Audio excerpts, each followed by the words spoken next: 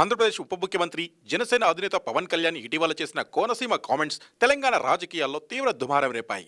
గోదావరి జిల్లాలో మొత్తం పచ్చదనంతో అందంగా ఉంటాయని, కోనసీమలో కొబ్బరి చెట్లు ఎండిపోవడానికి తెలంగాణ ప్రజల దృష్టి తగలడమే కారణమంటూ పవన్ కళ్యాణ్ చేసిన కామెంట్స్పై తెలంగాణ మంత్రులు, నాయకులు తీవ్రంగా స్పందించారు. తాజాగా తెలంగాణ సినిమాటోగ్రఫీ మంత్రి కోమటిరెడ్డి వెంకటరెడ్డి పవన్ కళ్యాణ్పై తీవ్ర స్థాయిలో ఫైర్ అయ్యారు. పవన్ కళ్యాణ్ బేషరతుగా క్షమాపణలు చెప్పాలని డిమాండ్ చేశారు. అయితే అసలు వివాదంలోకి వెళ్తే ఇటీవల పవన్ కోనసీమ ప్రాంతంలో పర్యటించారు. ఈ సందర్భంగా కొబ్బరి తోటలు ఎండిపోతున్న దుస్థితిని ప్రస్తావిస్తూ కోనసీమ కొబ్బరి తోటలకు తెలంగాణ వల్ల దిష్టి తగిలింది అంటూ వ్యాఖ్యానించారు. ఈ వ్యాఖ్యలు సామాజిక మాధ్యమాలతో పాటు రాజకీయ వర్గాల్లోనూ తీవ్ర చర్చనీయాంశమయ్యాయి. తెలంగాణ ప్రజలను ఉద్దేశించి చేసిన ఈ వ్యాఖ్యలపై రాష్ట్ర వ్యాప్తంగా నిరసన కూడా వ్యక్తమైంది. తెలంగాణ ప్రజల మనోభావాలను దెబ్బతీసేలా పవన్ మాట్లాడారనే విమర్శలు కూడా వచ్చాయి. పవన్ వ్యాఖ్యలపై మంత్రి కోమటిరెడ్డి వెంకటరెడ్డి తాజాగా తీవ్రంగా స్పందించారు. పవన్ కళ్యాణ్కు మంత్రిగా వార్నింగ్ ఇచ్చారు.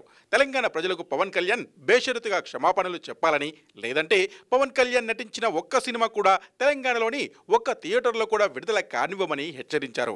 కోనసీమ కొబ్బరి చెట్లకు తెలంగాణ ప్రజల దిష్టి తగలలేదని, ఆంధ్ర పాలకుల నిర్లక్ష్యం వల్లే తెలంగాణ ప్రజలు ఫ్లోరైడ్ విషం నీటిని తాగారన్నారు. దశాబ్దాల పాటు తెలంగాణ వెనుకబాటుకు కారణమైన ఆంధ్ర పాలకులను ప్రశ్నించకుండా తెలంగాణ ప్రజలపై నిందలు వేయడం సరికాదంటూ ఘాటుగా విమర్శించారు.